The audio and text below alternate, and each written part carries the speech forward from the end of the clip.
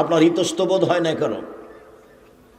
শুনুন, আপনার অবস্থা দেখলে, ছেলে মেয়ের অবস্থা দেখলে আল্লাহ তাআলার ওই কথাটাই মনে পড়ে, বুঝেও বুঝে না ওরা, অন্তর আছে বুঝে না, দেখেও দেখে না ওরা, চক্ষু আছে দেখে না, শোনেও শোনে না ওরা, কান আছে শোনে না, উলায়েকা কালা নাম, তারা পশু প্রাণীর মতো, তারা গরু ছাগলের মতো, তারা কুকুর শ্রীগের মতো, বালহ মজাল বরং তার চেয়ে খারাপ।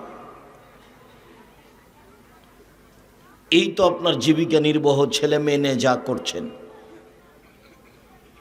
অবাক হবেন আপনি, যারা আপনার ছেলে মেয়ের উপরে দলীয় দাপট, ক্ষমতা, গণতন্ত্র চাপিয়ে দিয়েছে, যারা এ মোবাইল করে আপনার হাতে, ছেলে মেয়ের হাতে বড় মোবাইল দিয়েছে, জুয়া দিয়েছে, আড্ডাবাজি দিয়েছে, ল্যাংটা মেয়ে দিয়েছে, তারা এই কাজে লিপ্ত তা আমার মনে হলো না।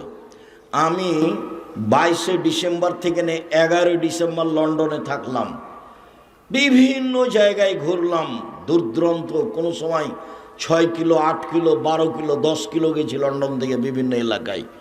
আর আমি সিঙ্গাপুর এয়ারলাইন্সে উঠলাম, সিঙ্গাপুরে 14 ঘন্টা লাগলো বিমানটাকে দিল্লিতে, লন্ডনে পৌঁছিতে। তো আমার এই লম্বা সময়ে কোনো দিন দেখলাম না যে কোনো জায়গাতে দুইজন বসে গল্প করছে, আড্ডা পিটছে। মারামারি তো, চাঁদাবাজি তো বহু দূরের কথা। মোবাইলে, কারো মোবাইলে আমার চোখে পড়লো না যে ল্যাংটা মেয়ে নাচছে। বয়স্ক মানুষও পড়া নিয়ে ব্যস্ত, বিমান চলছেও পড়া নিয়ে ব্যস্ত আছে, বা মোবাইলে কোনো হিসাব নিকাশ করছে বা বই পুস্তক পড়ছে। এইটা নজরে পড়লো। কিছু কিছু মহিলা পুরুষ দুই একটা যারা নাটক দেখছে বলে আমার অনুমান। আমি তো টিভির সামনে কোনোদিনই 1 মিনিটের জন্য দাঁড়াইনি। তো যে সিটে বসে আছি সে সিটের সামনে এটা টিভি, যদিও আমি চালু করি না, এই জন্য যে আমি চালু করতে পারি না। এখন চালু করতে পারলে সে চালু করে দেখতাম কি না কিছু, সেটা পরের কথা। চালু তো করতেই পারি না। রিং হলে শুধু অন করতে পারি। আপনি বলেন যে নামটা সেভ করে রাখেন, কিন্তু আমি তো সেভ করতে পারি না। জাতিকে ফাঁকি দিতে আসেনি। ছেলে মেয়ে মানুষ করছেন কেন এভাবে পশু প্রাণীর মতো করে? জাতির জন্য মানুষ করেন। ও তো বোঝা, ও তো চাঁদাবাজি করে, ও তো দাগাবাজি করে, ও তো রাহাজানি করে, ও তো অন্যায় করে, ও তো অবিচার করে, ও তো মানুষকে জেল হাজতে দেয়। এই তো আপনার ছেলে মেয়ের চরিত্র। এটাতে আপনি কি বোঝাতে চাচ্ছেন? চলেন, লোকমান হাকিম বললেন, বোনাইয়া শিরক করো না আব্বু, শিরক মহাপাপ। রাসূল সাল্লাল্লাহু আলাইহি সাল্লাম বলেন, আকবরুল কাবায়রা সালাসা, সবচেয়ে বড় পাপ 3টি। তার 1 নম্বর বড় পাপ হচ্ছে আল্লাহর সাথে শিরক করা। 2 নম্বর বড় পাপ হচ্ছে পিতামাতার অবাধ্য চলা। জীবনে কোনোদিন বাপ মায়ের বিরুদ্ধে যাবেন না, যা হবে হবে। মাটির উপরে সবচেয়ে খারাপ মানুষ মনে হবে মা। মনে হবে যে এর চেয়ে খারাপ মানুষ দুনিয়াতে আর কেউ নেই। এরপরেও মুখ খুলতে পাবেন না। বইয়ের নামে কোনোদিন অ্যাকাউন্ট খুলবেন না ভুলেও। মায়ের সাথে যদি গন্ডগোল হয়, হইচই হয়, মা যদি চলেই যাও তার নানি, আপনার নানির বাড়ি, তবু ও মা, ওকে বিচ্ছিন্ন করার কোনো সুযোগ নেই। বইয়ের নামে অ্যাকাউন্ট খুলবেন, টাকা বেশি হয়ে গেলে আরেকজনের সাথে চলে যাবে। 19-20 হলে হয় খালি, এমনিতে তো বুদ্ধি কম। জীবনে কোনোদিন ভুলেও বইয়ের নামে অ্যাকাউন্ট খুলবেন না। রাসূল সাল্লাল্লাহু আলাইহি সাল্লাম যেভাবে ভালোবাসতে বলেছেন সেভাবে ভালোবাসবেন। 1, যে মানের খাবেন সে মানের খাওয়াবেন। 2, যে মানের পড়েন সে মানের পড়াবেন। 3, কটু কথা বলবেন না। বলবেন না যে তোমার ঠোঁটটা মোটা, বলবেন না যে তোমার রংটা কালো, বলবেন না যে তোমাকে দেখতে ভালো লাগে না। এইসব নোংরা মন্তব্য করবেন না, এতে সংসারে অশান্তি নেমে আসে। তখনও আপনাকে ভালোবাসতে পারে না। ওলা তাজিরবালা লজে, মুখের ওপরে মারবেন না। 5, নিজের বাড়ি ছাড়া কোথাও থাকতে দিবেন না। নিজের বাড়ি ছাড়া একবারে টোটালে কোথাও যেতে দিবেন না, জরুরি দুর্ঘটনা ছাড়া। মায়ের বাড়ি, খালার বাড়ি, ফুফুর বাড়ি, এসব সব বাতিল। শ্বশুর বাড়ি যদি যেতেই হয় নিজে আপনি যাবেন। বিবাহের বাড়ি যেতে দিবেন না স্ত্রীকে, যা হবে হবে, ওখানে স্বামীর সংখ্যা বেশি হতে পারে। বিবাহের বাড়ি যাবেন না। আর থোবড়া শব্দটা পেশাব করে দিতে হবে। 20 বছর পরে কেউ যদি বলে থোবড়া কি জিনিস, তখন আর একজন বলবে থোবড়া কি, আমিও তো জানি না, তো ডিকশনারিতে দেখো থোবড়া কি জিনিস। এমনভাবে ভুলে যেতে হবে। চাঁপাইনবাবগঞ্জ জেলাতে বিবাহের এমন কোনো পথঘাট নাই শুরু থেকে নিয়ে শেষ পর্যন্ত যেটা জায়েজ। বিবাহের শুরু থেকে নিয়ে শেষ পর্যন্ত সবই হারাম, সবই না জায়েজ, সবই হারাম, সবই না জায়েজ। একটা পদ্ধতিও জায়েজ নাই। 30 বছর থেকে বলছি। আমি আব্দুর রাজ্জাক বিন ইউসুফ বিবাহ পড়াতে গেছি, আপনার দুবাই গেছি বিবাহ পড়াতে, আমি বিবাহ পড়াতে মালয়েশিয়া গেছি, আমি বিবাহ পড়াতে চট্টগ্রাম গেছি। আগে বলেছি আমার অনুকূলে হলে হবে, না হলে আপনারা করেন, আমি গেলাম।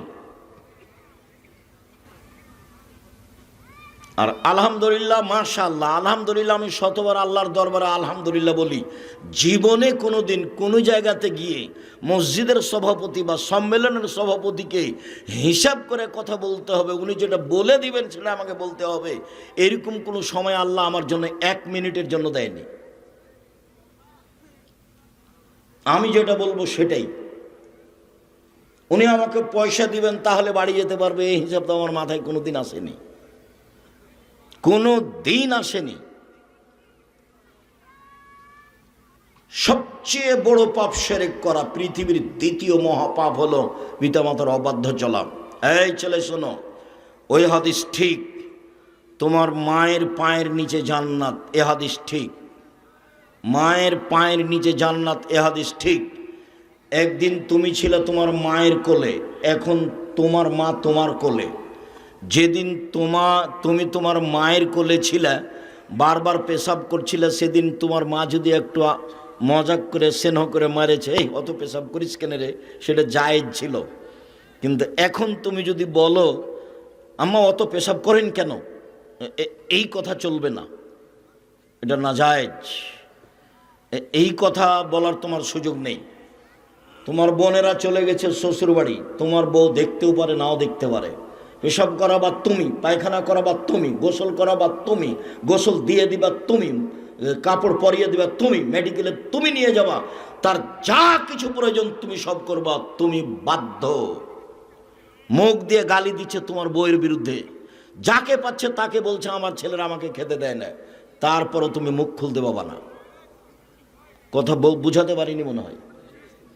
যেবারে সরাসরি আপনার মুখের উপরে বলছে আমার ছেলেরা আমাকে খেতে দেয় না, আপনি ধরে আছেন, গোসল করাচ্ছেন, কাঁধে করে আপনি বাজে হাতে নিয়ে যাচ্ছেন মেডিকেলে গিয়ে সবার সামনে বলছে আমার ছেলেরা আমাকে খেতে দেয় না, তখন আপনি কি করবেন? মুখ খুলতে পাবেন না। পৃথিবীর দ্বিতীয় মহাপাপ, সিরিয়ালে পাপ হিসেবে দ্বিতীয় পাপ আর কেউ নেই, এটাই প্রথম। দ্বিতীয়, তৃতীয় হচ্ছে শাহাদাতুজ জুরে, মিথ্যা সাক্ষী। চাঁপাইনবাবগঞ্জ জেলে 20 বছর 30 বছর থেকে বহু মানুষ আছে, নিজেই জানে না আমি কেন জেলে, জজ জানে না ঘটনা কি, উকিল জানে না ঘটনা কি, সাক্ষী জানে না ঘটনা কি। সাক্ষীকে বলেছে 50,000 টাকা দিব, জজের সামনে বলবি অমুককে আমি নিজ চোখে মারতে দেখেছি। যার নাম বলছে সেদিন সে চাঁপাইনবাবগঞ্জে ছিল না, সেদিন সে রংপুরে ছিল। এর নাম হচ্ছে দলীয় দাপট। কয়দিন বাঁচতে এসেছো, ক্ষমতা দেখাও কেন, ক্ষমতা দেখাও কেন? যে পরামর্শ আমি দিয়েছি সেই পরামর্শে আসেন। আমি বলেছি জীবনে 4টে জরুরি কাজ: 1 5 ওয়াক্ত সালাত, 2 হালাল রুজি, 3 কোরআন তেলাওয়াত, 4 আড্ডা পিঠা চিরদিনের জন্য হারাম। আড্ডা পিঠা 2 ধরনের, একটা হলো এই মোবাইলে ঘন্টার ঘন্টা ল্যাংটা মেয়ে দেখা, এটা হলো এক আড্ডা পিঠা। আর এক আড্ডা পিঠা হলো দোকানে বসে চলছে এর বদনাম ওর বদনাম, আর ইয়াতে টিভিতে ল্যাংটা মেয়ে নাচছে, আর সব বসে আছে মুরব্বীরা এসার সালাত আদায় করে। এরা মুরব্বী, ছি ফু। ওকে জিজ্ঞাসা করেন, ওকে জিজ্ঞাসা করেন যে আপনি ভালো মানুষ। আমি আব্দুর রাজ্জাক বিন ইউসুফ, আল্লাহ মাফ করো, আমার জীবনে কোনোদিন চায়ের স্টলে বসিনি, জীবনে কোনো দিন। 16 বছর আমার ছাত্র জীবন, 37 বছর চলছে শিক্ষক জীবন। 88 আগস্টের 20 তারিখ রোজ বুধবার বিকাল 3টা থেকে আমি শিক্ষক। আমি কোনো দিন চায়ের স্টলে বসিনি। আমার মা বলতো 1 দোকানে বসিও না, 2 প্রাইভেট পড়ায়ও না, 3 কারো সাথে বন্ধুতালি করো না, 4 দাওয়াত খায়ও না। নাচল মাদ্রাসা থেকে পায়ে হেঁটে রহনপুরে এসেছি, এই দৃশ্যগুলো আমার খুব মনে আছে।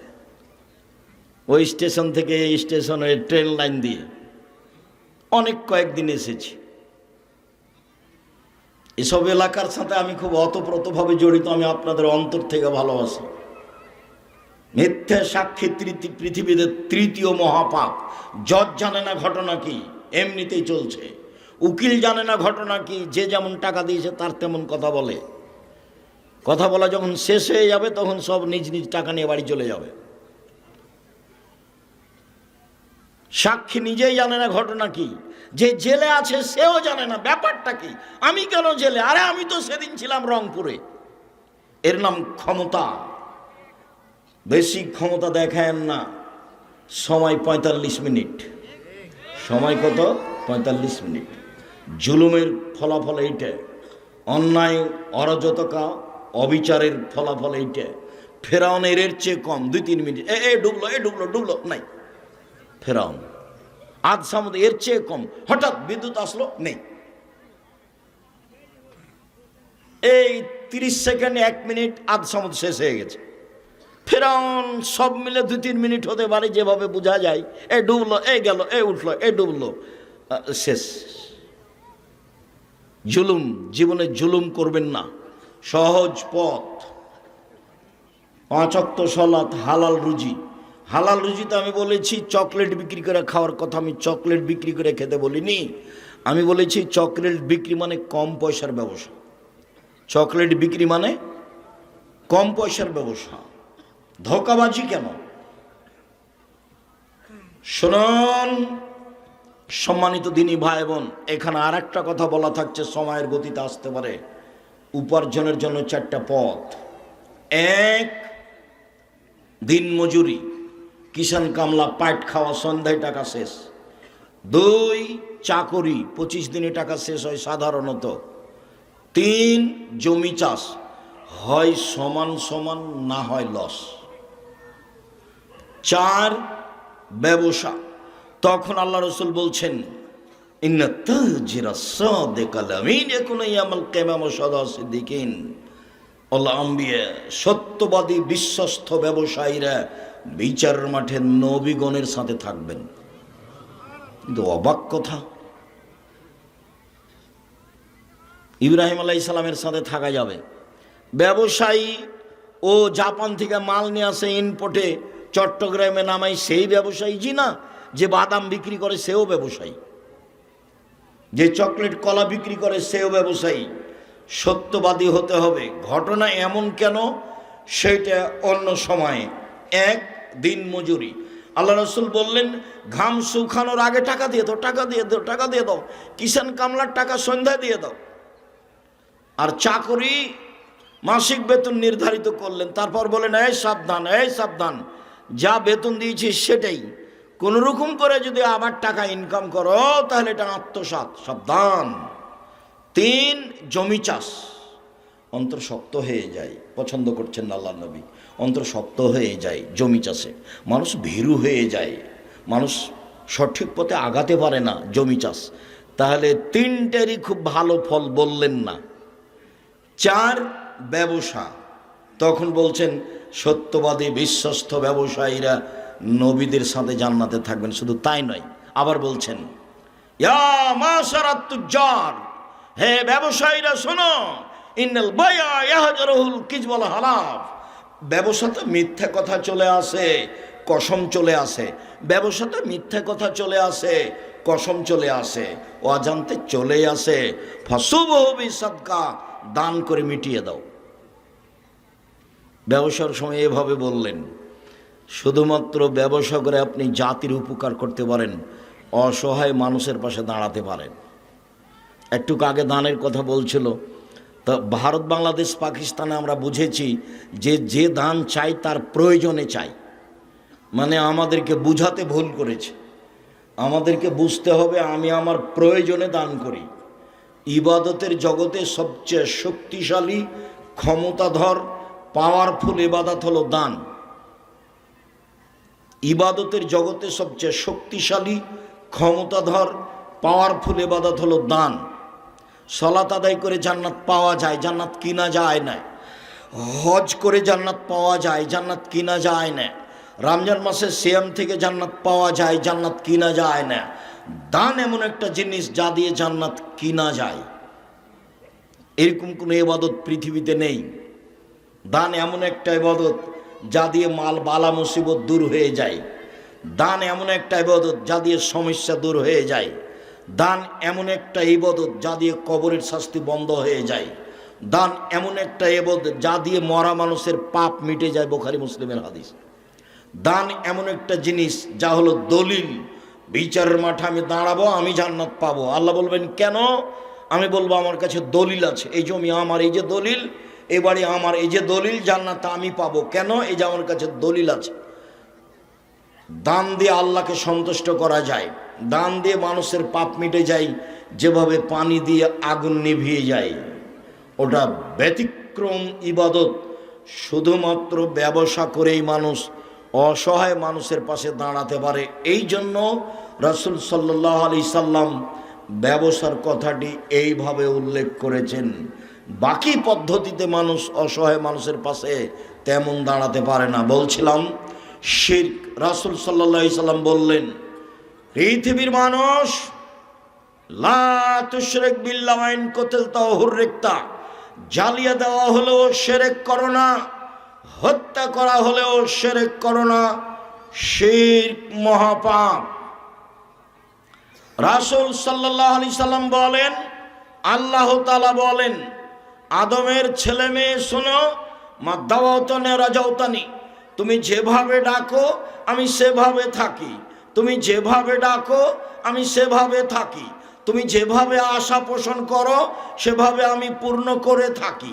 তুমি যেভাবে আশা পোষণ করো সেভাবে আমি পূর্ণ করে থাকি। আমি ক্ষমা চাইলে ক্ষমা করে দিই। আমি পরোয়া করি না তুমি কত বড় পাপী। আমি পরোয়া করি না তুমি কত বড় পাপী। আদমের ছেলে মেয়ে শোনো, তোমাদের পাপ বেশি হতে হতে যদি আকাশে লেগে যায়, পাপ আর পাপ আকাশ জমিন ভর্তি আছে, এরপরে যদি আমাকে বলো, যেভাবে বলো আমি সেভাবে থাকি, যেভাবে আশা পোষণ করো সেভাবে পূর্ণ করে থাকি, ক্ষমা চাইলে ক্ষমা করে দিই, পরোয়া করি না তুমি কত বড় পাপী, আমি পরোয়া করি না তুমি কত বড় পাপী। এই কথা আল্লাহ তাআলা আবার বিচারের মাঠে বলবেন। বিচারের মাঠে আমাদের সামনে আসবেন, এসে আল্লাহ বলবেন, আদমের ছেলে মেয়ে শোনো, বিচারের মাঠে তোমরা যেই পরিমাণ পাপ নিয়ে উপস্থিত হয়েছ সেই পরিমাণ আমি ক্ষমা নিয়ে উপস্থিত হয়েছি। তোমাদের যেই পরিমাণ পাপ আমার সেই পরিমাণ ক্ষমা, তোমাদের যেই পরিমাণ পাপ আমার সেই পরিমাণ ক্ষমা। ক্ষমা তত, তোমাদের পাপ যত আমার ক্ষমা তত, যদি শিরক না থাকে। এটা মূল কথা। শিরক না থাকলে পাপ ক্ষমা হচ্ছে, শিরক থাকলে হবে না। গাড়িটা চাঁপাইনবাবগঞ্জ যাবে, ঢাকা থেকে ছুটেছে দেশ ট্রাভেলস। সূর্য ডুবার সাথে সাথে গাড়িতে আলো দিল। এই ছেলে, গাড়িতে আলো দিলে কেন? মালিকে বলেছে সূর্য ডুবার সাথে সাথে গাড়িতে আলো দিতে হবে। তাহলে মালিক হিন্দু নাকি? এই কাজ তো হিন্দুদের। ব্যাপারটা কি বলার সময় বলছে, শাহ মখদুম রহমতুল্লাহ আলাইয়ের পবিত্র জমিনের লক্ষ্যে ছুটছে গাড়ি। শাহ মখদুমের বাবার জমি। অবাক কথা, কালিমায়ের বাবের আকাশ,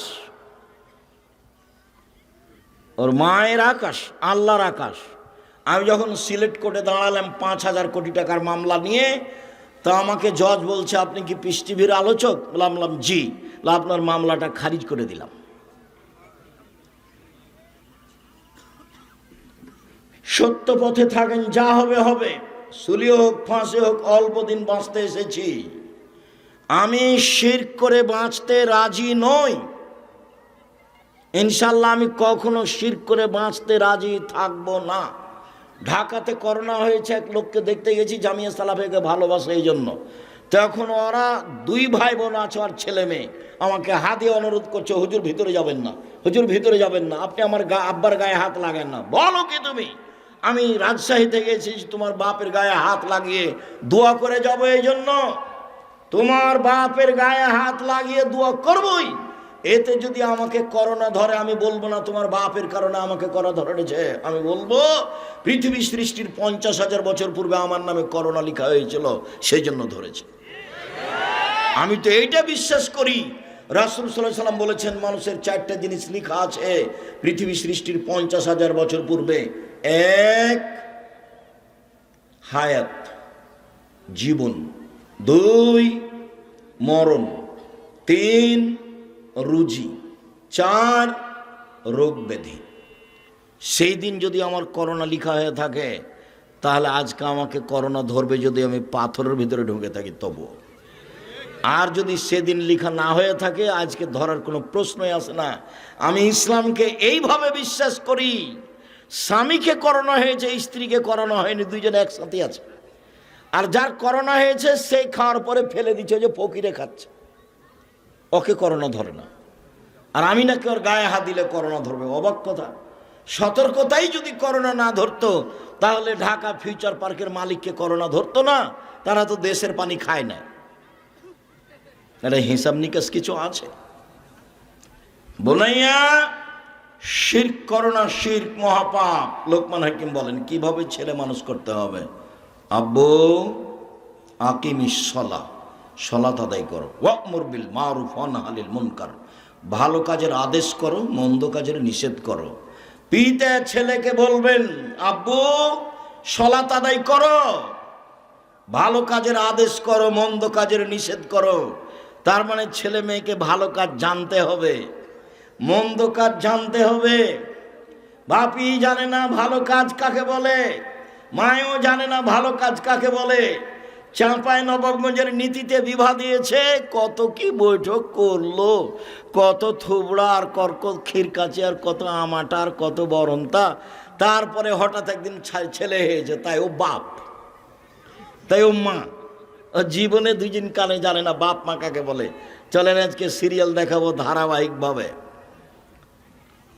আব্বু সালাত আদায় করো, আব্বু ভালো কাজের আদেশ করো, মন্দ কাজের নিষেধ করো। তার নাম বাপ। আমার ছেলে খুব ভালো, আমার ছেলে খুব ভালো, গোল্ডেন পেয়েছে, আমাকে বড় ডাক্তার করা লাগবে। ওর উদ্দেশ্যই খারাপ, ওর উদ্দেশ্য সে টাকা ইনকাম। ও দেশে অন্যায় দেখতে পায় না, অবিচার দেখতে পায় না। গাড়িটা যখন ওই ইয়ের দিকে, কানসার্টের দিকে যাচ্ছে, মহানন্দার উপরে ব্রিজ, ও টাকা নিচ্ছে কেন? কদিন যে বন্ধ থাকলো, কে টাকা নেই? কেন নিবে? জাঁদাবাজি করে খাও, হিসাব পাও না কেন? দাগাবাজি করে বেড়াও, জুয়াচুরি করো কেন? রাহাজানি করো কেন? অবিচার করো কেন? অন্যায় করো কেন? পৃথিবী অনেক বড়, নিজে উপার্জন করে নিজে খায়।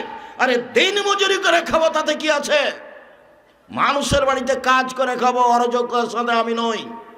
দোকানে বসে আড্ডা পিটতে রাজি নই। এশার সালাত আদায় করে বাড়িতে গিয়ে ঘুমিয়ে যাব। দোকানে বসে আড্ডা পিটবো কেন? দোকানে বসে আর একজনের বদনাম কেন?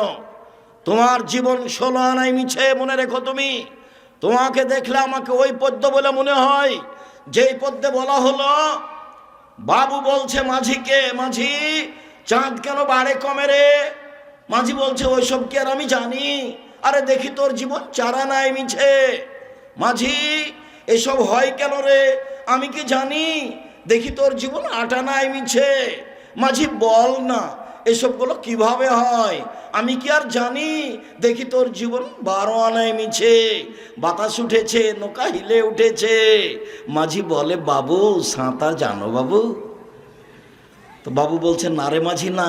মাঝি বলছে এখন বাবু তোমার জীবন 16 আনায় মিছে, তোমাদের বাপ বেটার জীবন 16 আনায় মিছে। আমি আব্দুর রাজ্জাক বিন ইউসুফ বলে গেলাম,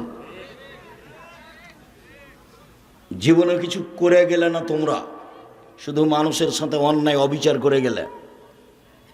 দেবীনগরে আমার ক্লাসমেট আব্দুল হাজির চেয়ারম্যান হয়েছে, তো বলছে আব্দুর রাজ্জাক তোর গ্রাম দিয়ে যে রাস্তাটা তোর বাড়ির উপর দিয়ে যাবে, ওখান দিয়ে তো কি করবি? তো বলছে এক কাজ কর, যখন আমাদের বাড়ির সামনে যাবে তখন রাস্তাটা আমাদের জমিতে এইভাবে নিয়ে চলে যাবে, আবার ঘুরে এসে এভাবে যাবে। তো হাসছে, বলে এইভাবে বলছিস কেন? বলে কোনো সমস্যা নেই, ও করে দে। তার যদি মনে করিস যে 5 জনকে জিজ্ঞাসা করে করব, তো এই এন্তাজ মেম্বারকে বলিস যেটা বলবে সেটা করিস, তাহলে তোরা আসবি না। ওসব কাজে আমি যাই না। ওই সামাজিক এসব নোংরা কাজে আমার মুখের উপর আর একজন কথা বললো, এটা আমি জানি। ওদের যেটা ভালো লাগবে দখল করে নিতে বল। আমার ভাগ্নি বলছে যে ওরা এই বলছে, তুমি চুপ থাকবে, যা করবে করে নিবে। সম্মানিত দিনী ভাই বোন, জীবনে প্রতিশোধ নেবেন না, সফল হবেন, প্রতিশোধ নেবেন না জীবনে। আর কারো বদনাম করবেন না, যা হবে হবে, ধসে যাক, বহে যাক, ডুবে যাক, মান সম্মান হারিয়ে যাক, তাতে আসে যায় না। পাল্টা তার বদনাম করতে রাজি নই, করব না বদনাম, যা হবে হবে। তার বিরুদ্ধে মামলা করব না, জমি দখল করেছে। মামলা কারো বিরুদ্ধে করে মানুষকে জেল হাজত দিয়ে 1 মিনিটের জন্য আমি বাঁচতে রাজি নই। সম্মানিত দিনী ভাই বোন, শুনুন, কিভাবে ছেলে মেয়েকে জাহান্নাম থেকে বাঁচাবেন, শিক্ষিত কিভাবে করবেন। এবার শুরু হয়ে গেল, একসাথে বাপ মা জিম্মেদার। একই ভাষা আল্লাহ রসুলের মুখের, একসাথে মাও জিম্মেদার, বাপও জিম্মেদার, বাপও জিম্মেদার, মাও জিম্মেদার, একসাথে একই ভাষা। চলেন দেখি কয়েকটা। আবু হুরায়রা রাদিয়াল্লাহু তাআলা আনহু বলেন, রাসূল সাল্লাল্লাহু আলাইহি ওয়াসাল্লাম বলেছেন, কুল্লু মাউলুদিন ইউলাদু আলাল ফিতরা, প্রত্যেকটা ছেলে মেয়ে নিয়ে ইসলামী ধারণ ক্ষমতা নিয়ে জন্মগ্রহণ করে। ফাবুহু ইউহাবেদানিহি, তার পিতামাতা তাকে ইহুদি করে দেয়। ইমাজ্জিসানিহি, তার পিতামাতা তাকে আগুন পূজক করে তোলে। ইনাসরানিহি, তার পিতামাতাকে খ্রিস্টান করে তোলে। এই ছেলে বসো, ব্যস্ত হচ্ছ কেন তুমি? চায়ের স্টলে যারা এখন আছে, তুমি কি মনে করছো তারা সফল? তারা হলো নিম্ন শ্রেণীর মানুষ। আমি আব্দুর রাজ্জাক বিন ইউসুফ এখানে এসেছি, ও চায়ের স্টলে কেন? আপনি কি বুঝাতে চাচ্ছেন? যেখানে জিলাপি বিক্রি হচ্ছে সেখানে আপনার মেয়ে কেন গেছে? ও ক্লাস 10-এ পড়ে, ওকে হিন্দুর মেয়ে নাকি? ওই হিন্দুর মেয়ে। আপনি বাপ, আমি আপনাকে বাপ বলে ডাকতে নিষেধ করেছি, আপনার মেয়ে যেন আপনাকে চাচা বলে ডাকে। চলেন আপনাকে দেখাচ্ছি আজকে। আর আপনার স্ত্রীকে আপনার মেয়ে যেন খালা বলে ডাকে। আপনি বাপ হিসেবে উপযুক্ত বাপ নন, এই জন্য আপনাকে চাচা বলে ডাকা উচিত। আমি নিশ্চিত জানি আপনি বাপ, আমি জানি আপনি বাপ, তারপরে আমার আফসোস বলছে, আমার দুঃখ বলছে আপনার ছেলে আপনাকে চাচা বলে ডাকুক। জবাব আমি দিব কেন? ওই যে ওখানে মেয়ে আপনার দোকানে বসে আড্ডা পিটছে, জিনিস কিনছে, ওর বাপ নেই, ওর ভাই নেই, ওর স্বামী নেই, ওর দেবর নেই, ওর ভাসুর নেই, ওর বোনের ছেলে নেই, ওর ভাইয়ের ছেলে নেই। ও কোন শরমে ওখানে এই যে জিনিস কিনে, কোন শরমে কিনে, কোন হায়ায় কিনে, কোন লজ্জায় কিনে? ওর বাপ কাপুরুষ, সেই জন্য যায় ওখানে। ওর স্বামী কাপুরুষ, সেই জন্য যায়। কাপুরুষ স্বামী জাতির অন্যায় করে তাহাজ্জুদ পড়ে জান্নাত কিনতে চান। জান্নাত অত সহজ? দেখি জান্নাত কেমন সহজ না হালকা। রাসূল সাল্লাল্লাহু আলাইহি ওয়াসাল্লাম বলছেন, হজবাতিন নারবি শাহওয়াত, মনের ইচ্ছা দ্বারা জাহান্নাম ঘেরা আছে। হজবাতে জান্নাত বিমাকারেহে, নিয়ম নীতি, কষ্ট, ক্লেশ, ত্যাগ, তিতিক্ষা, অনেক কিছু দিয়ে জান্নাত ঘেরা আছে। জান্নাত অত সহজ নয়, জাহান্নাম সহজ। মন মতো চললেই জাহান্নামে যাওয়া যায়। জাহান্নাম যেতে কষ্ট লাগে না, সমস্যা হয় না। রাসূল সাল্লাল্লাহু আলাইহি ওয়াসাল্লাম বলছেন, প্রত্যেকটা ছেলে মেয়ে ইসলামী ধারণ ক্ষমতা নিয়ে জন্মগ্রহণ করে। প্রত্যেকটা ছেলে 5 ওয়াক্ত সালাত আদায় করতে পারবে, করলো না কেন? প্রত্যেকটা ছেলে এশার সালাত আদায় করে বাড়ি চলে যেতে পারবে, গেল না দোকানে বসলো কেন?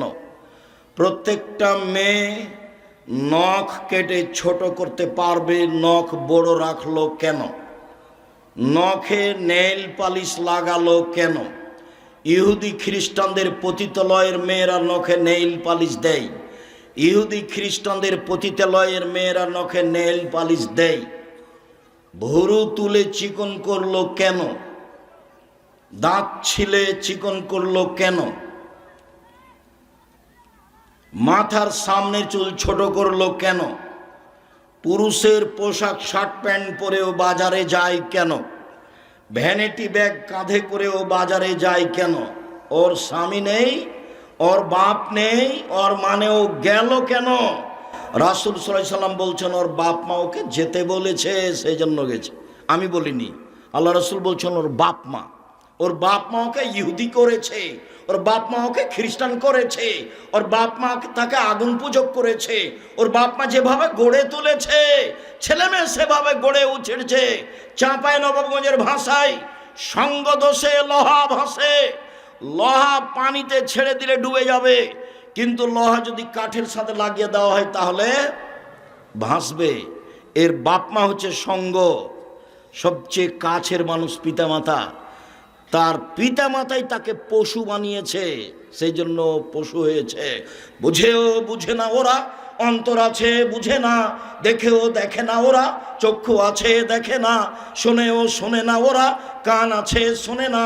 উলায়েকা কালানাম, তারা পশু প্রাণীর মতো, তারা গরু ছাগলের মতো, তারা কুকুর শ্রীগের মতো, বালু মাজাল বরং তার চেয়ে খারাপ। ভ্যানিটি ব্যাগ হাতে করে চলে গেল বাজারে আপনার মেয়ে, তখনও সে পশু প্রাণী নয়, তখনও সে গরু ছাগল নয়, তখনও সে কুকুর শ্রীগাল নয়। তো কাকে আল্লাহ এ কথা বললেন? আপনি কে? আপনার স্ত্রী কে? একই শব্দ দুইজন। চলেন দেখি। আব্দুল্লাহ ইবনে ওমর রাদিয়াল্লাহু তাআলা আনহু বলেন, রাসূল সাল্লাল্লাহু আলাইহি ওয়াসাল্লাম বললেন, আর রাজুলু রাইন ফি আহলি বাইতিহি ওয়া হুয়া মাসউলুন আন রায়াতিহি। যে বাড়ির মালিক, ছেলে মেয়ের বাপ, স্ত্রীর স্বামী, তাকে তার ছেলে মেয়ে সম্পর্কে বিচারের মাঠে জবাব দিতে হবে। জবাবে পরাজয় হলে জাহান্নাম হবে, তাহাজ্জুদ দিয়ে বিচারের মাঠে টিকতে পারবে না স্বামী স্ত্রী। ওয়াল মারআতু রাইয়া ফি বাইতি যাওজিহা ওয়া ওয়ালাদিহি। স্ত্রী স্বামীর বাড়িতে ছেলে মেয়ের জন্য দায়িত্বশীলা।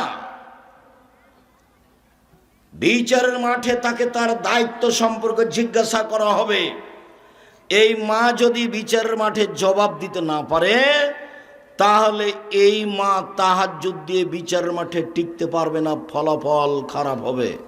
হাদিস বুখারী মুসলিম। আগেরটা ছিল বুখারী মুসলিম, এটাও বুখারী মুসলিম। চলেন 3। আবু হুরায়রা রাদিয়াল্লাহু তাআলা আনহু বলেন, রাসূল সাল্লাল্লাহু আলাইহি সাল্লাম বলেছেন, কুল্লু নাফসিন মিন আদম সাইয়্যিদ। আদম সন্তান সবাই কর্তা, তাকে জবাবদিহি হতে হবে। আর রাজুলু রাইন রাজুলু সাইয়্যিদুন ফি বাইতি আহলিহি। স্বামী পিতা এই বাড়িতে কর্তা, তার কর্তৃত্ব সম্পর্কে জবাবদিহি হতে হবে। ওয়াল মারআতু রাইয়া ফি বাইতি যাওজিহা ওয়াল মারআতু সাইয়্যিদা ফি বাইতি যাওজিহা ওয়া ওয়ালাদিহি। স্ত্রী ছেলে মেয়ের মা, কর্ত্রী। বিচারের মাঠে তাকে তার কর্তৃত্ব সম্পর্কে জিজ্ঞাসা করা হবে।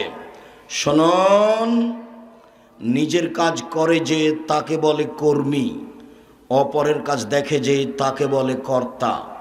নিজের কাজ করে যে তাকে বলে কর্মী, অপরের কাজ দেখে যে তাকে বলে কর্তা। আপনি 5 ওয়াক্ত সালাত আদায় করলেন, আপনি কর্মী। আপনার ছেলে মেয়েকে সালাত আদায়ের জন্য বললেন, তখন আপনি কর্তা। আপনার স্ত্রী নিজে সালাত আদায় করলো, তখনও মহিলা কর্ত্রী। ছেলে মেয়েকে ঘুম থেকে উঠালো, সালাতের জন্য বলে দিল, আম্মু পেশাবখানায় ঢোকার সময় দোয়া পড়ে ঢোকবা, ওঠার সময় দোয়া পড়ে আসবা, ডান হাতে গিলাস ধরবা, ডান হাতে বদনা ধরে বাম হাতে পানি খরচ করবা। পানি খরচ শেষ হয়ে গেলে সাবান দিয়ে মাটি দিয়ে হাত মেজে নিবা। এইটা হলো মা, এখনো হলো কর্ত্রী। নিজের কাজ করে যে তাকে বলে কর্মী, অপরের কাজ দেখে যে তাকে বলে কর্তা। দেখি আপনার স্ত্রী বাড়িতে কি কর্ত্রী আর আপনি কি কর্তা। আপনার স্ত্রী বাড়িতে কি করে? ভালো করে রান্না করতে পারে, সেই জন্য আপনি খুশি। আর আপনি একটা ভালো চাকরি পেয়েছেন, সেই জন্য আপনিও খুশি।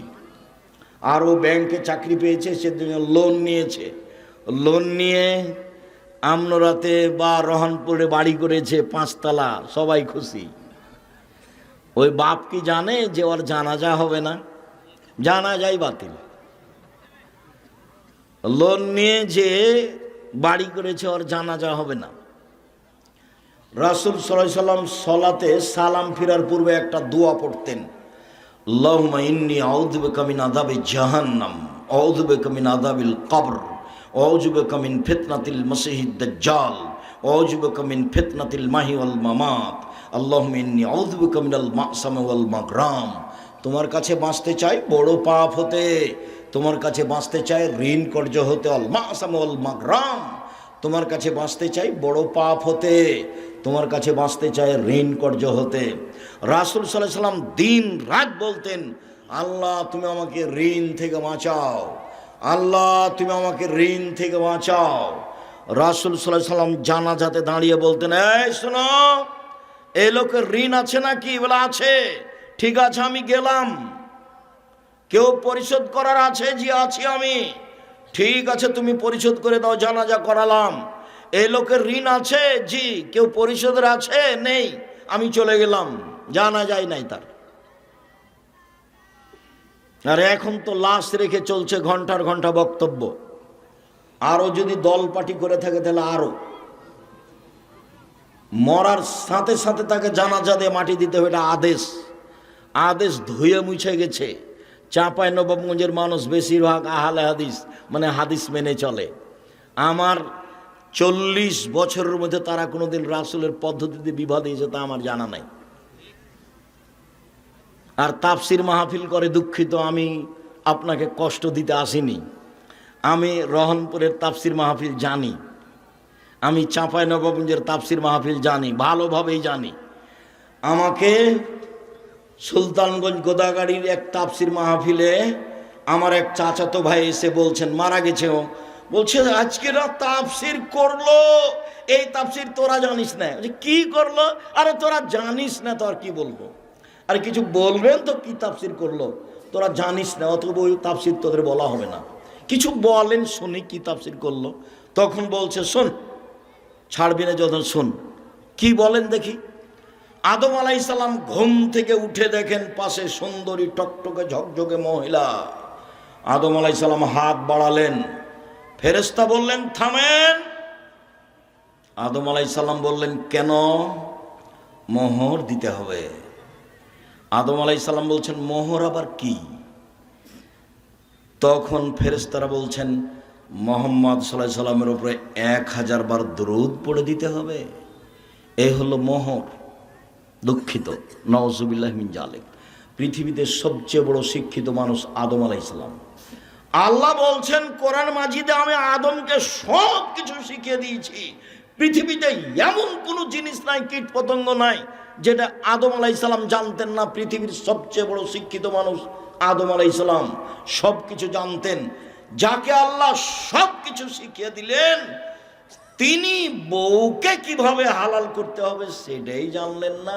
ধর্ম পাগল হয়ে গেছে। धर्म राजशाही चापाई मुंजर हवाई लड्डू, दोनों हाथ में लड्डू है, जो चाहे उसको खा ले, जो चाहे उसको छोड़ दे। बोल हिसाब এই তাফসীর মিথ্যা। মুফাসসিরকে 80 160 লাঠি পিটাতে হবে। এই যে বললাম, দেখি কোন মায়ের বেটা কথা এভাবে উল্টে ধরতে পারে। আমার হায়াত পর্যন্ত সময় থাকলো, যতদিন আমি বেঁচে আছি। উল্টা চলে কোনো লাভ নেই। বারবার বলছি, জীবনে বেঁচে থাকার জন্য 5 ওয়াক্ত সালাত বাস, হালাল রুজি, প্রয়োজনে দিন মজুরি, 3 কোরআন তেলাওয়াত, অন্তত সূরা ইখলাস 3 বার, অন্তত সূরা ইখলাস কোরআন মাজিদ পড়তেই হবে। অন্তত সূরা ইখলাস 3 বার পড়েন সকালে, তাহলে আল্লাহকে বলতে পারবেন পড়েছি। 4 আড্ডা পিটা চিরদিনের জন্য হারাম, জান্নাত হবে ইনশাআল্লাহ। আড্ডা পিটা চিরদিনের জন্য হারাম, জান্নাত হবে ইনশাআল্লাহ। শুনুন সম্মানিত দিনী ভাই বোন, এতক্ষণ পর্যন্ত স্বামী স্ত্রী একসাথে ছিল ছেলে মেয়েকে লালন পালন করার জন্য। এবার শুধু স্বামী, শুধু পিতা, এরপরে শুধু মা আসবে এক সময়, এক খেলে চেয়ে থাকেন। আবু হুরায়রা রাদিয়াল্লাহু তাআলা আনহু বলেন, রাসূল সাল্লাল্লাহু আলাইহি সাল্লাম বললেন, মান ওয়ালাদা লাহু ওয়ালাদুন ফালিহসান ইসমাহু, কারো যদি ছেলে মেয়ে জন্ম নেয়, পিতা যেন সুন্দর একটা নাম রাখে, আদাবাহু, তাকে যেন শিষ্টাচার শিখিয়ে দেয়। পিতার 1 নাম্বার জিম্মেদারি, ছেলের একটা সুন্দর নাম রাখতে হবে। আপনার ছেলের নাম এত বড় কেন? শেষে পীর ফকিরদের মতো আওলাদের রাসূল 3টা 4টা জড়িয়ে বলছেন। আবার আমি যখন জিজ্ঞাসা করছি তোমার নাম কি, তখন একটা বলল, তখন আপনি আর আপনার স্ত্রী 2জন মিলে বলছেন ভালো নাম বলো আব্বু, ভালো নাম আব্বু বলো, ভালো নাম আব্বু বলো। 2জন মিলে শয়তান বলে ডাকেন, আর এখন ভালো নাম বলবে? 2জন কি আসলেই মানুষ? স্বামী স্ত্রী কি আসলেই মুসলমান? এই নাম আপনি রাখলেন কিভাবে? আল্লাহ রাসূল বলছেন পৃথিবীর মানুষ শোনো, সবচেয়ে উত্তম নাম রাখো আব্দুল্লাহ, আব্দুর রহমান, আব্দুর রহিম, আব্দুল সত্তার, আব্দুল জব্বার, আব্দুর রাজ্জাক, আব্দুল গাফার, আব্দুল হামিদ, আব্দুল মুসাব্বির। গুণবাচক নাম রাখো। 2 নবীদের নাম রাখো, ঈসা, মুসা, মোহাম্মদ, আহমদ, ইব্রাহিম, ইদ্রিস, ইয়াহিয়া, সুলাইমান, দাউদ। নাম মায়েরা খেয়েছেন দুনিয়াতে, রতন নাম রাখলেন কেন? আমি আপনাকে বাপ বলিনি। আপনাকে যদি আমি অশিক্ষিত প্রমাণ করতে না পারি, আমি জাতির সামনে বক্তব্য দেব না। আপনাকে যদি আমি অশিক্ষিত পিতা প্রমাণ করতে না পারি, আমি জাতির সামনে বক্তব্য দেব না। 30 বছর থেকে বলছি। 7 দিনের দিন আকিকা দিতে হবে, 7 দিনের দিন নাম রাখতে হবে, 7 দিনের দিন মাথা নেড়ে করে চুল সম পরিমাণ রূপা মূল্য দান করতে হবে। 7 দিনের দিন নাম রাখতে হবে। 14 দিনে চলে না, 21 দিনে চলে না, জীবনে 1 দিন চলে না, 7 দিনের আগে চলে না। 7 দিনের আগে বাচ্চা মারা গেলে কিছুই লাগে না। 2 পশু জবে করতে হবে। 3 মাথা নেড়ে করতে হবে। 4 চুল সমপরিমাণ রূপা দান করতে হবে, রূপা মূল্য দিলে হবে। নাম রাখতেই হবে, আকিকা দিতেই হবে। এটা বাপের জিম্মেদারি, এটা কুরবানি নয়। দিলেও চলে, না দিলেও চলে, কুরবানি নেকির কাজ। আকিকা বাপের জিম্মেদারি, কুরবানি নেকির কাজ। কুরবানি মানে চোখ ঠিকঠাক আছে কিনা দেখো, পা ঠিকঠাক সুন্দর আছে কিনা দেখো, দাঁত উঠেছে কিনা দেখো, কান সুন্দর আছে কিনা দেখো, লেজ ঠিকঠাক আছে কিনা দেখো, মোটা তাজা কিনা দেখো, গ্রামে ফকির মিসকিন আছে কিনা দেখো। কুরবানি মানে নেকি। কুরবানি মানে এই এতগুলোর নাম কুরবানি। আকিকা মরা হোক, আধা মরা হোক, কানা হোক, ল্যাংড়া হোক, 2 দিনের হোক, মানে মরছে এখন মরবে, তাকে দিলেও চলবে, খালি জান আছে। এটা হলো বাপের জিম্মেদারি। 7ম দিনের দিন দিতেই হবে, কর্জ করে দিতে হবে, প্রয়োজনে ভিক্ষা করে দিতে হবে। এটা হলো উপার্জনের সবচেয়ে নিম্ন পর্যায়ের স্তর, সবচেয়ে সুন্দর স্তর ব্যবসা। তারপরেরটা জমি চাষ, তারপরেরটা চাকরি, তারপরেরটা দিনমজুরি, আর শেষে আছে ভিক্ষা। আসছে এক পর্যায়ে ছেলে মেয়েকে ভিক্ষা করে পড়াতে হবে। আসছে, দেখেন, আপনাকে আমি প্রমাণ দেখিয়ে ছাড়ব। শুনুন সম্মানিত দিনী ভাই বোন, ছেলে মেয়েকে শিষ্টাচার শিখাতে হবে। শিষ্টাচার কি জিনিস? শুধু নাম শুনেছি শিষ্টাচার, কোনোদিন বুঝিনি কাকে শিষ্টাচার বলে। লন্ডনের একটা বড় জায়গা আছে বার্মিংহাম। ফজরের সালাত আদায় করে নাস্তা করতে বাড়িতে ঢুকলাম। আগে আগে বাড়ির মালিক যাচ্ছে, পিছে পিছে আমি যাচ্ছি। বাড়ির ভিতর থেকে একটা ছেলে বের হয়ে আসলো, 18-20 বছর বয়সের ছেলেটা এসে বলল গুড মর্নিং। পিতাও বলল গুড মর্নিং। আমি পিছে আছি, এখন আমি কি করতে পারি? আমি অবাক হয়ে গেলাম। খেতে বসে বলছি, ভাইজান, লন্ডন টাকা উপার্জন, টাকা ইনকাম করতে এসেছি, আদর্শ বিক্রি করতে আসিনি। এটা হতে পারে না। ওর জন্য গুড মর্নিং, আর আমার আপনার জন্য আসসালামু আলাইকুম। 1 কোটি গুড মর্নিং এক পাল্লায় দেন, আর একটা আসসালামু আলাইকুম এক পাল্লায় দেন, দেখি কোনটা ভারী হয়। আপনি আমাকে এক গ্লাস পানি দিলেন, আমি বললাম থ্যাংক ইউ, এটা একটা আদর্শ। ভাইজানকে এক গ্লাস পানি দিলেন, উনি বললেন জাযাকাল্লাহ খায়ের, এটা একটা শিষ্টাচার, এটা একটা আদর্শ। বলেন কোনটা ভালো? 1 কোটি থ্যাংক ইউ এক পাল্লায় দেন, আর একটা জাযাকাল্লাহ খায়ের আপনি এক পাল্লায় দিয়ে ওজন করেন দেখি কোনটা ভারী হয়। জাযাকাল্লাহ খায়ের আল্লাহর পক্ষ থেকে জিবরাইলের মাধ্যমে মুহাম্মদ সাল্লাল্লাহু আলাইহি ওয়াসাল্লামের মাধ্যমে আমাদের কাছে এসেছে, আর থ্যাংক ইউ মানুষে বানিয়েছে। দুটো সমতা হতে পারে? কোনোদিন হবে না। ছেলে মেয়েকে আদর্শ শিখিয়ে দিল, শিষ্টাচার। বাপ মা জানে না কাকে শিষ্টাচার বলে। আব্বু বাড়িতে সালাম দিয়ে ঢোকো, তার নাম শিষ্টাচার। সালাম দিয়ে বাড়ি থেকে বের হও, তার নাম শিষ্টাচার। আব্বু ডান পায়ের জুতা আগে পরো, তার নাম শিষ্টাচার। বাম পায়ের জুতা আগে খোলো, তার নাম শিষ্টাচার। জামার ডান হাতটা আগে গায়ে লাগাও, তার নাম শিষ্টাচার। খোলার সময় বামটা আগে খুলো, তার নাম শিষ্টাচার। মসজিদে ঢোকার সময় ডান পা আগে দাও, তার নাম শিষ্টাচার। বাম পা পরে দাও, তার নাম শিষ্টাচার। ডান কাতে ঘুমাও, তার নাম শিষ্টাচার। রাস্তায় মানুষ পড়লে তাকে সালাম দাও, তার নাম শিষ্টাচার। পেশাব পায়খানায় ঢুকলে দোয়া পড়ে ঢোকো, তার নাম শিষ্টাচার। বের হয়ে আসলে দোয়া পড়ে বের হয়ে আসো, তার নাম শিষ্টাচার। দরজা বন্ধ করলে বিসমিল্লাহ বলো, তার নাম শিষ্টাচার। খাদ্যদ্রব্যাদির পাতিল ঢাকার সময় বিসমিল্লাহ বলো। পাতিলের এক পাশ থেকে ভাত তরকারি উঠাও, তার নাম শিষ্টাচার। বাচ্চারা এক পাশ থেকে খাবে, তার নাম শিষ্টাচার। ডান হাতে খাবে, তার নাম শিষ্টাচার। বাম হাতে পেশাব পায়খানা করার পরে পানি খরচ করবে, তার নাম শিষ্টাচার। শিষ্টাচার কাকে বলে? ইসলামে এক গিলাস পানি পান করলে 5টা শিষ্টাচার লাগে। অবাক ধর্ম। এর আগে ছিল যেটা, সেটার নাম জাহেলিয়াত, আর এখন যেটা এসে সেটা ইসলাম। 1 মিনিট, এই ছেলে, এই কোনো কাজ আমাকে দেখায়ও না। জাহেলিয়াত দেখাচ্ছি তোমাকে, আর ইসলাম দুইটা মুখামুখি। জাহেলিয়াত আল্লাহ বলছে ওয়াকারনা ফি বুয়ুতিকুন্না ওয়ালা তাবাররুজনা তাবাররুজাল জাহেলিয়াতিল উলা।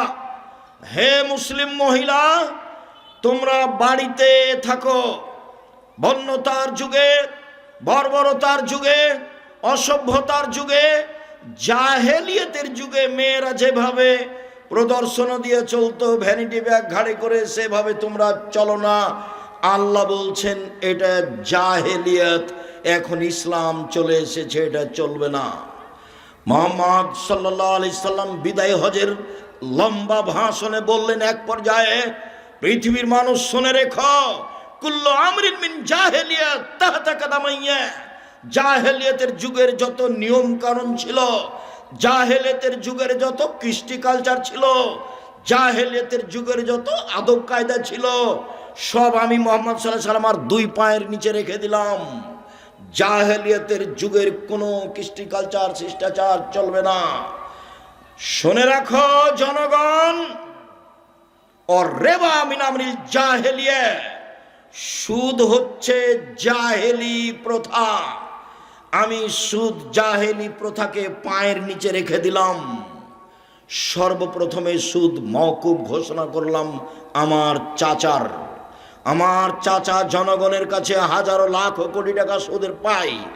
আমি ভাতিজা হিসাবে আমার চাচার সব সুদ মওকুফ করে দিলাম। নিজের বংশ থেকে সুদ বন্ধ করলাম। এটা হলো জাহেলি প্রথা। ভাতিজা যদি কোনো ভালো কাজে চাচার জমি জায়গার উপরে কোনো ক্ষমতা দেখায়, তাহলে চাচা যেন কিছু না বলে। মুহাম্মদ সাল্লাল্লাহু আলাইহি সাল্লামের তো বাপ মা নেই, মুহাম্মদ সাল্লাল্লাহু আলাইহি সাল্লামের তো নিজস্ব টাকা পয়সা নেই, উনি তো কোনো সুদের লেনদেন করেননি। সুদ তো জাহেলিয়াত। আপনাকে আমি বলতে চাচ্ছি যে ইসলাম এসেছে, জাহেলিয়াত চলে গেছে, আবার ইসলাম পিছে হটতে থাকবে, আর জাহেলিয়াত আসতে থাকবে। সব মানুষ জাহেলিয়াতের মধ্যে আটকা পড়ে যাবে। থ্যাংক ইউ জাহেলিয়াত, গুড মর্নিং জাহেলিয়াত, tata bye bye, tata bye bye. জাহেলিয়াত 1 পৃষ্ঠা 10টা নাম, জাহেলিয়াত, চলাফেরা যেভাবে খাচ্ছেন পিচ্ছেন উঠছেন, সব কর্মকাণ্ড, খাতা কলম, অফিস আদালত, কোর্ট কাচারি সব জাহেলিয়াতের নীতিতে চলছে, ইহুদি খ্রিস্টানদের নীতিতে চলছে। এক সময় ইসলাম এসেছিল, ধীরে ধীরে ইসলাম বিদায় নিচ্ছে, জাহেলিয়াত ছড়িয়ে পড়ছে। আপনি যে কি বলতে চাচ্ছেন, আমি আপনার কথাকে কোনোদিন সামনে নিয়ে আসিনি। কোরআন হাদিস আপনি ভুল বুঝেছেন। উপস্থিত বৈঠকের দিনই মুসলিম বোন, আমি আপনার অনীহার কথা জানি। আব্দুর রাজ্জাক সাহেবের কথা আপনাকে তিতা লাগে, এই কথা আমি জানি। আমি আব্দুর রাজ্জাক বিন ইউসুফ চাঁপাইনবাবগঞ্জের মানুষ, আমি আপনার বাড়ির মানুষ। আপনাকে আমি নিজের মতো করে দেখি। আমি আপনার পাশে থেকে ইসলাম ধর্ম জানাতে চাই, বুঝাতে চাই। আমি সব জানি এ কথা নয়, তবে আমি ইসলাম ধর্ম চর্চা করি এ কথা ঠিক। আমি 97 সাল থেকে ফতোয়া লিখি, 2016 সাল থেকে ফতোয়া বোর্ড পরিচালনা করি। আমার সামনে বড় বড় বিদ্বান বসে থাকেন যারা দেশ বিদেশ থেকে এসেছে। এভাবে আমি ফতোয়া বোর্ড পরিচালনা করি। আমি শরীয়ত বুঝি। আপনার বিদ্যা বেশি এ কথা ঠিক, তবে আমার চর্চা ভালো আছে এ কথাও ঠিক। আমি চর্চা দিয়ে আপনার বিদ্যাকে ঠেকিয়ে দিতে পারি। আপনি যেভাবে শরীয়ত বুঝেছেন সেভাবে শরীয়ত নয়। আপনি ভুল বুঝেছেন, আপনি ভুল বুঝেছেন, আপনি ভুল বুঝেছেন। আপনার স্ত্রী মহিলা বৈঠক করে বেড়াই আর বলে, বুবু বিসমিল্লাহ বললে বুবু এত নেকি হবে। বলে, বুবু নামাজে যখন দাঁড়াবা বুবু তখন 2 পায়ের গোড়ালি জমা করিও বুবু, নইলে লজ্জাস্থানের যোগাযোগ বুবু মাটির সাথে হবে, মাটি অভিশাপ করবে। বুবুর সব কথাই নাকি বুখারিতে আছে। বুবু যখন সিজদায় যাবা বুবু, হাতি যেমন মাটিতে পড়ে যায় সেভাবে পড়ে গিয়ে একবার বুককে উরুর সাথে লাগিয়ে আঁটো সাঁটো হয়ে সিজদা করিও বুবু। বুবুর সব কথাই নাকি বুখারিতে আছে। বুবুর কথা আমার তদন্তে শতকরা 70% মিথ্যা আছে। বুবুর কথা ফাজাইলে আমলের মতো। বুবুর কথা কেমন? ফাজাইলে আমলের মতো। ফাজাইলে আমল, আদম আলাইহিস সালাম 60,000 বার হজ করতে গেছেন ভারত থেকে। ভাইজান 60,000 বার, তাহলে 60,000 বছর বয়সে হবে না ভাইজান? একটা মানুষ যদি 60,000 বার হজ করতে যায় তাহলে বয়স 60,000 বছর হইতে হবে না? হজ তো বছরে একবার। তখন আমি এই মুফাসসিরের বক্তব্যকে আর ওই মহিলা বৈঠকের বুবুর ওই তাফসির মাহফিলকে, ওই বৈঠককে আমি বলেছি এগুলো হচ্ছে পুথির গানের মতো। পুথির গান মানে 6 মাসের রাস্তা মর্দ 6 দিনে গেল, ঘোড়ায় চড়িয়া মর্দ হাঁটিয়া চলিল, এলো পুথির গান। ফাতেমা কান দিয়া কয় আজ বুঝি হোসাইন কারবালাতে শহীদ হয়। ফাতেমা কান দিয়া কয় আজ বুঝি হোসাইন কারবালাতে শহীদ হয়। যেদিন হোসাইন কারবালার মাঠে ইরাকের মাটিতে শহীদ হন তার 49 বছর আগে ফাতেমা মারা গেছে। কতদিন আগে? 49 বছর আগে। কিভাবে ফাতেমা কেঁদে বলতে পারেন? আমার চাচাতো চাচা আমাদের গলিতে এই পুথির বই পড়তো। কি কথা আছে যে গনিয়া দেখে 40 মানুষ মরে কাতারে কাতার, লাখো লাখ কাতারে কাতার, গুনিয়া দেখে 40,000, মানে মরলো লাখ লাখ, কাতারে কাতার, গুনিয়া দেখছে 40,000, মানে সবই মিথ্যা কথা। ঠিক এইরকমই আপনি আমার দিনী বোন, আমি আব্দুর রাজ্জাক বিন ইউসুফ চাঁপাইনবাবগঞ্জের মানুষ। আমি দিন ধর্ম নিয়ে চর্চা করি। আল্লাহ আমাকে এই বিষয়ে একটা ভালো স্থানে রেখেছেন। দেশের সবচেয়ে বড় প্রতিষ্ঠান পরিচালনা করি আলহামদুলিল্লাহ। জামিয়া সালাফিয়া দেশের সবচেয়ে বড় প্রতিষ্ঠান, আয়তনে, ছাত্র সংখ্যায়, শিক্ষক সংখ্যায়। শিক্ষক মানে শিরক মুক্ত প্রতিষ্ঠান জামিয়া সালাফিয়া, বিদআত মুক্ত প্রতিষ্ঠান জামিয়া সালাফিয়া, দল মুক্ত প্রতিষ্ঠান জামিয়া সালাফিয়া, সংগঠন মুক্ত প্রতিষ্ঠান জামিয়া সালাফিয়া, হিংসা মুক্ত প্রতিষ্ঠান জামিয়া সালাফিয়া। 100 জন শিক্ষক এক জায়গাতে বসলে একজন আরেকজনের বিরুদ্ধে মুখ খুলতে পারবে না, মুখ খোলাই নিষেধ। কেউ কাউকে বলতে পারবে না আমার সাথে আসেন। দল সংগঠনের কথা মুখ দিয়ে বের করা নিষেধ। ছাত্র শিক্ষক সবাই একই। একমাত্র জেহেনটা খালি করে মস্তিষ্ক খালি করে আল্লাহকে সন্তুষ্ট করার জন্য মাঠে থাকতে হবে, ইবাদতে থাকতে হবে। আব্দুর রাজ্জাক সাহেবকে শ্রদ্ধা করি, কোরআন হাদিসের কথা বলে, সেই জন্য একদিন দেখছি বাম হাতে পানি খাচ্ছে, তখনও কি শ্রদ্ধা করব? জি না, এটা অসম্ভব হতে পারে না। আর আব্দুর রাজ্জাক সাহেবকে সম্মান করি, অনুসরণ করি না। অনুসরণ পৃথিবীতে একটা মানুষকে করি, যার নাম মুহাম্মদ সাল্লাল্লাহু আলাইহি সাল্লাম, যার কথাতে এক গিলাস পানি পান করলে 5টা বিধান লাগে। 1 ডান হাত, 2 বিসমিল্লাহ, 3 বসে, 4 3 শ্বাসে, 5 পান শেষে আলহামদুলিল্লাহ। এক গ্লাস পানি পান করলে 5টা শিষ্টাচার লাগে। আবু মুসা আশআরী রাদিয়াল্লাহু তাআলা আনহু বলেন, রাসূল সাল্লাল্লাহু আলাইহি সাল্লাম বললেন, মান কানাত লাহু ওয়ালিদা, কারো যদি একটা কাজের মেয়ে থাকে, নিজের মেয়ে থাকে, ফাআল্লামাহা, তাকে বিদ্যা শিখিয়ে দিল, ফাসানা তালিমাহা, সুন্দর বিদ্যা শিখিয়ে দিল, ওয়াদ্দাবাহা, শিষ্টাচার শিখিয়ে দিল, ফাসানা তাদিবাহা, সুন্দর শিষ্টাচার শিখিয়ে দিল, এই পিতা ডবল নেকি পাবে। শুনুন, আবু হুরায়রা রাদিয়াল্লাহু তাআলা আনহু বলেন, রাসূল সাল্লাল্লাহু আলাইহি সাল্লাম বলেছেন, যার 2টা মেয়ে আছে, 3টা মেয়ে আছে, ফাআল্লামাহুন্না, মেয়েদেরকে বিদ্যা শিখিয়ে দিল, ওয়া আদ্দাবাহুন্না, মেয়েদেরকে শিষ্টাচার শিখিয়ে দিল, ওয়া যাওয়াজাহুন্না, মেয়েদের বিবাহ দিয়ে দিল, ওয়া আহসানা ইলাইহিন্না, তাদের সাথে ভালো আচরণ করলো, সেই পিতার আমি মুহাম্মদ সাল্লাল্লাহু আলাইহি সাল্লাম জান্নাতে একসাথে থাকবো। এভাবে ছেলে মেয়েকে বিদ্যা শিখালো, শিষ্টাচার শিখালো। শিষ্টাচার কি সেটাই তো বুঝতে পারলাম না। এই ছেলে, তোমাদের ধারণায় কি দোকানে বসে আড্ডা পিটা কি শিষ্টাচার? ল্যাংটা মেয়ে দেখা মোবাইল, এটি কি শিষ্টাচার? যে আর একজনের বদনাম করছো, দলীয় দাপটে দড়িয়ে বেড়াচ্ছ, সেটাই কি শিষ্টাচার? আর একজনকে বক্তব্য ধুয়ে ছেড়ে দিচ্ছ, সেটাই কি শিষ্টাচার? কে কোন পাপ করেছে 40 বছর আগে, এখন সেগুলো মানুষের সামনে বলছো, সেটাই কি শিষ্টাচার? দুঃখিত।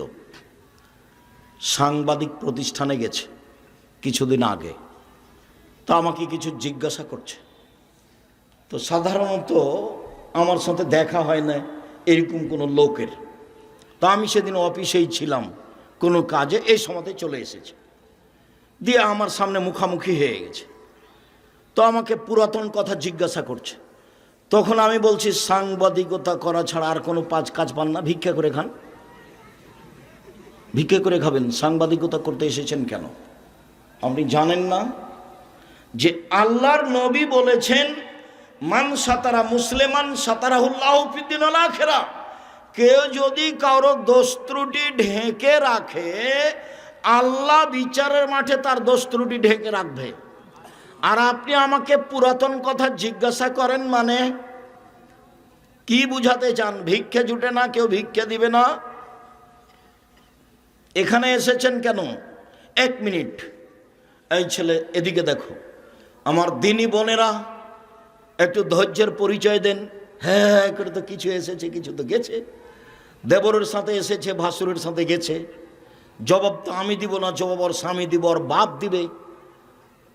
গল্প করতে করতে এসেছে, গল্প করতে করতে গেছে। কি শিষ্টাচার জীবনে ছেলে মেয়েকে শোনালেন। এদিকে দেখ, বিচারের মাঠে আল্লাহ একজন ব্যক্তিকে এইভাবে তার বাহু দিয়ে আড় করে নেবেন, ঢেকে নেবেন আল্লাহ নিজে, দিয়ে তার আমলনামাটা তার সামনে তুলে ধরবেন এভাবে। দেখো তো, চিনতে পারো কি এইগুলো পাপ কার? হ্যাঁ চিনতে পারছি, এগুলো আমার পাপ। তুমি কি মনে করো আমার ফেরেশতারা এগুলো অন্যায় লিখেছে? না না না না না, আমি মনে করিনি এগুলো অন্যায় লিখেছে। তুমি কি আমাকে কিছু বলতে চাও? জি না, আমি আপনাকে কিছু বলতে চাই না। আল্লাহর সাথে মুখামুখি কথা হচ্ছে। তখন আল্লাহ বলবেন, শোনো, তুমি মানুষের দুনিয়াতে মানুষের দোষ ত্রুটি ঢেকে রেখেছিলে, আজকে আমি আল্লাহ তোমার পাপ ঢেকে রাখতে পারি না। যে পাপ তোমাকে দেখালাম সে পাপ আমি মাফ করে দিলাম, মুছে দিলাম, তুমি জান্নাতে যাও। তুমি মানুষের দোষ ত্রুটি ঢেকে রেখেছিলে, সেই জন্য আমি তোমার দোষ ত্রুটি আজ কাউকে দেখতে দেব না। আর দল সংগঠনের গতি বিধি চরিত্র বৈশিষ্ট্যই হচ্ছে আর একজনের পিছনে লাগা। ও ছাড়া বাঁচতেই পারবে না। ও যদি বলে যে আমি মুখ খুলি না কারোর বিরুদ্ধে, তাহলে মিথ্যা কথা হয়ে যাবে। কারো কথা আমি নাম নিনে। মুহাম্মদ সাল্লাল্লাহু আলাইহি ওয়াসাল্লাম বলছেন, পৃথিবীর মানুষ শোনো, আমি যখন বাড়ি থেকে বের হই তখন তোমরা কারো খারাপ কথা আমার সামনে বলতে পারবে না। আমি তখন ওই লোকটার ব্যাপারে খারাপ ধারণা করব, এটা আমি চাই না। পৃথিবীর মানুষ শোনো, আমি জানি আব্দুল্লাহ বিন উবাই বিন সলুল সবচেয়ে বড় মুনাফিক। আমি তাকে কোনোদিন নিজের কাছ থেকে বের করে দিইনি, আমি তার কোনোদিন বদনাম করিনি, আমি বের করে দিইনি। এই জন্য জনগণ বলবে যে মোহাম্মদ নিজের লোককে বের করে দেয়। হাদিস বুখারী মুসলিম। কি করলেন জীবনে? না নিজে কিছু শিখলেন, না ছেলে মেয়েকে কিছু শিখালেন, না নিজে কিছু হালাল উপার্জন করলেন, না ছেলে মেয়েকে হালাল উপার্জনের কিছু শিখালেন, না নিজে কিছু শিষ্টাচার শিখলেন, না ছেলে মেয়েকে শিষ্টাচার শিখালেন। জীবনটা একবারে সোলানায় মিছের মতো হয়ে গেল। সম্মানিত দিনী ভাই বোন, রাসূল সাল্লাল্লাহু আলাইহি ওয়াসাল্লাম বলছেন, এবার শক্ত অবস্থানে যাচ্ছি। দেখেন, শুধু পিতা এখন চলছে। আল্লাহ রাসূল বলছেন, আনফিক আলাইয়াক মিন তাওলাক, পৃথিবীর মানুষ, তুমি তোমার ছেলে মেয়েকে গড়ে তুলো, শিক্ষিত করো তোমার উপার্জিত সম্পদ দিয়ে। তোমার উপার্জিত সম্পদ মানে তোমার বাপের জমিদারি দিয়ে ছেলে মেয়েকে পড়াও, নইলে তুমি ব্যবসা করে ছেলে মেয়েকে মানুষের মতো করো, নইলে তুমি জমি চাষ করে ছেলে মেয়েকে মানুষের মতো মানুষ করো, নইলে তুমি মানুষের বাড়িতে কাজ করে করো, নইলে তুমি ভিক্ষে চেয়ে ছেলে মেয়েকে পড়াও। তোমার ছেলে ভিক্ষে চাইতে পাবে না, আপনার মেয়ে গার্মেন্টসে যেতে পাবে না, আপনার ছেলে টোকাই হতে পাবে না। 25 থেকে 30 বছর পর্যন্ত, শেষ পর্যন্ত ভিক্ষা কে করবে বলেন তো? পিতা, বাপ করবে, ছেলে মেয়ে করবে না। 25 থেকে 30 বছর পর্যন্ত ছেলেটাকে মানুষের মতো মানুষ করে গড়ে তুলতে হবে, তারপরে পয়সা উপার্জন। আপনাকে এই সিদ্ধান্ত আগেই তাড়াতাড়ি কে দিল? আপনি একটা পরিবারকে কবর দেওয়া পিতা, আপনি একটা অশিক্ষিত পিতা, জাতির জন্য ক্ষতি করেছেন, নিজের ক্ষতি করেছেন, সমাজের ক্ষতি করেছেন।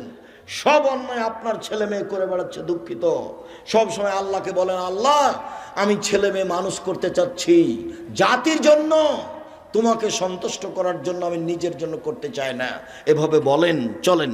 পরের হাদিস, এই হাদিসের চেয়ে আরো শক্ত অবস্থানে এই হাদিসের পরের বাক্য আছে, আল্লাহ তারফাও আসাকা আদাবান, লাঠিটা পরিবারের উপর থেকে উঠিয়ে নিও না ছেলেমেয়ের উপর থেকে। প্রথমে আব্বু সলাত আদায় করো, আব্বু ভালো কাজের আদেশ করো, মন্দ কাজের নিষেধ করো। 7 থেকে 10, 11 সলাত আদায় করেছ? জি না। দাঁত ভেঙে দেবো, দাঁত ভেঙে দেবো, পিঠের চামড়া তুলে দেবো, যাও সলাত আদায় করো। এই কোথায় ছিল, কোথায় ছিল এতক্ষণ? অক্ষরে অক্ষরে তল্লাশি চালাতে হবে, তার নাম পিতা। শক্তভাবে। এবার চলেন, আপনাকে আমি শক্ত অবস্থানে আরো পিতা দেখাই। আয়েশা রাদিয়াল্লাহু তাআলা আনহা বলেন, আমরা একদা যুদ্ধ সফর থেকে আসছিলাম, গলার হার হঠাৎ করে হারিয়ে গেল, খুঁজে পায় না, জনগণ আটকা পড়ে গেল, পানি নেই, ওযু করতে পারি না, সালাত আদায় করতে পারি না, এখান থেকে যেতেও পারি না, বিপাকে পড়ে গেলাম। জনগণ আমার আব্বাকে গিয়ে বলল, আপনি জানেন আপনার মেয়ে কি ঘটিয়েছে? আবু বকর সিদ্দিক রাদিয়াল্লাহু তাআলা বললেন, কি করেছে? আপনার মেয়ে গলার হার হাজিয়ে খুঁজে পাওয়া যায় না, আমরা এখান থেকে যেতে পারি না, পানিও নেই, ওযুও করতে পারি না, সালাত আদায় করতে পারি না। তখন আবু বকর সিদ্দিক আয়েশার নিকটে আসলেন। আয়েশা রাদিয়াল্লাহু তাআলা আনহা বলছেন যে আবু বকর সিদ্দিক এসে ফালাকা জানি লাকজাতান শাদীদা, আমার কোমরের উপরে খুব জোরে মারলেন, এত জোরে মারলেন, ওই সময়ে আমার স্বামী আমার উরু, আমার রানের উপরে মাথা দিয়ে ঘুমিয়েছিলেন। তিনি যদি আমার উরু রানের উপরে মাথা দিয়ে না ঘুমাতেন, তাহলে আমি মায়ের কারণে দূরে সরে যেতাম। 1 মিনিট আমাদের দেশের গতি শোনাই। আমাদের দেশের শ্বশুর যদি মেয়ের ঘরে গিয়ে দেখে যে জামাই মেয়ের উরু রানের উপরে মাথা দিয়ে ঘুমিয়ে আছে, তা তাহলে ওদিকে আগাবে না এভাবে ঘুরবে? বুঝতে পারলেন না মনে হয়? আমাদের দেশের শ্বশুররা কিভাবে ঘুরবে? পাল্টা এভাবে ঘুরবে না? কিন্তু আরবি পরিবেশ এটা নয়। আয়েশা বলছেন আমাকে মেরে দিলেন, এসে সবচেয়ে বড় মানুষে মারলেন পৃথিবীর ইতিহাসে, পৃথিবীর শুরু থেকে শেষ পর্যন্ত নবী রাসূল ব্যতীত আবু বকর সিদ্দিক রাদিয়াল্লাহু তাআলার থেকে দামি মানুষ জন্ম নেয়নি, নিবেও না। সবচেয়ে বড় মানুষে মারলেন, সবচেয়ে বড় মহিলাকে মারলেন। পৃথিবীর ইতিহাসে মা হাওয়া থেকে শেষ পর্যন্ত আয়েশার মতো কোনো দামি মহিলা জন্ম নেয়নি, নিবেও না।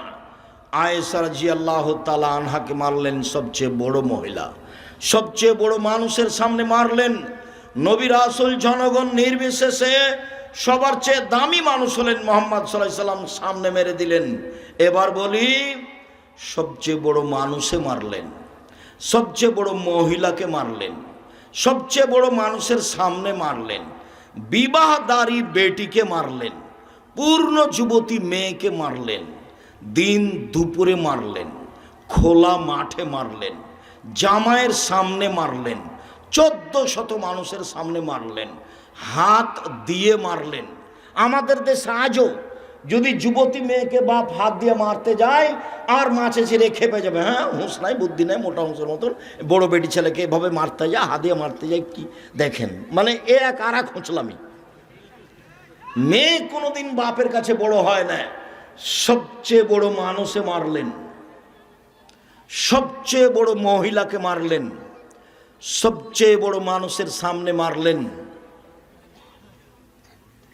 জামাইয়ের সামনে মারলেন, বিবাহিতা মেয়েকে মারলেন, পূর্ণ যুবতী মেয়েকে মারলেন, হাত দিয়ে মারলেন, খোলা মাঠে মারলেন, 1400 মানুষের সামনে মারলেন।